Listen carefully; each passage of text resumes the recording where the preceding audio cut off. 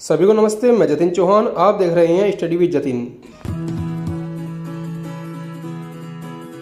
Guys, इससे last video में हमने देखा था what is pharmacy Council of India and it's functions, और इस वीडियो में हम देखने वाले हैं give the constitutions of Pharmacy Council of India, यानी कि इसमें हम भारतीय फार्मेसी परिषद के गठन को समझेंगे। जैसे कि the pharmacy Council of India is constituted under section 3 of pharmacy act 1948, यानी कि भारतीय फार्मेसी परिषद का गठन फार्मेसी अधिनियम 1948 की धारा 3 के तहत किया गया है। Defines its structure with elected, nominated and ex officio members including representatives from universities, UGC, government, central and state medical bodies and the pharmaceutical industry to regulate pharmacy education and practice, setting standards for pharmacists and institutions nationwide, यानी कि इसकी संरचना को चुने हुए nominated और पदेन सदस्यों के साथ परिभाषित करता है, जिसमें यूजीसी यानी कि यूनिवर्सिटी ग्रांट कमीशन, केंद्र और राज्य सरकार, मेडिकल निकायों और फार्मास्यूटिकल इंडस्ट्री के प्रतिनिधि शामिल हैं, ताकि फार्मेसी शिक्षा और प्रैक्टिस को रेगुलेट किया जा सके और देश भर में फार्मासिस्टों और संस्थानों के लिए स्टैंडर्ड तय किए जा सकें। इसको अब डिटेल में समझते हैं। जैसे कि it consists of following members, यानी कि इसमें निम्नलिखित सदस्य शामिल हैं। फर्स्ट नंबर पे आते हैं इलेक्टेड मेंबर्स, यानी कि निर्वाचित सदस्य, यानी कि चुने हुए मेंबर्स।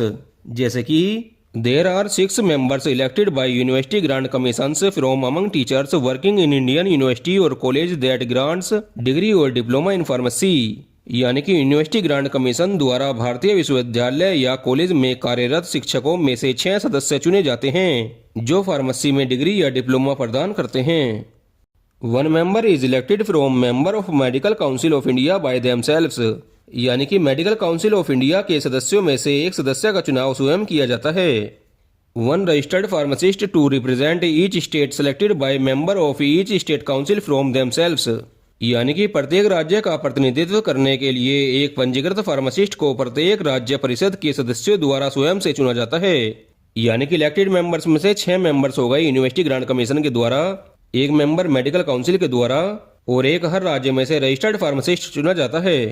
अब दूसरे नंबर में देख लेते हैं नॉमिनेटेड मेंबर्स, यानी कि मनोनीत सदस्य। जैसे कि there are 6 members who are nominated by the central government of whom at least 4 shall be possessing either degree और diploma in pharmacy and are in practice of pharmacy और फार्मास्यूटिकल केमिस्ट्री, यानी कि 6 सदस्य होते हैं जो केंद्र सरकार द्वारा नामांकित होते हैं, जिनमें से कम 4 के पास फार्मेसी में डिग्री या डिप्लोमा होगा और वे फार्मेसी या फार्मास्यूटिकल रसायन विज्ञान के अभ्यास में होंगे। 1 representative from university grant commission, यानी कि यूनिवर्सिटी ग्रांट कमीशन से एक प्रतिनिधि होगा। 1 representative from all India council for technical education means AICTE, यानी कि अखिल भारतीय तकनीक शिक्षा परिषद यानी कि AICTE से एक प्रतिनिधि होगा। इसमें भी देख लेते हैं, यानी कि इसमें 6 मेंबर्स तो नॉमिनेटेड होंगे सेंट्रल गवर्नमेंट के द्वारा जिन्होंने फार्मेसी में डिग्री या डिप्लोमा किया हो, एक मेंबर नॉमिनेटेड होगा यूनिवर्सिटी ग्रांट कमीशन के द्वारा और एक मेंबर इसमें नॉमिनेटेड होगा AICTE के द्वारा।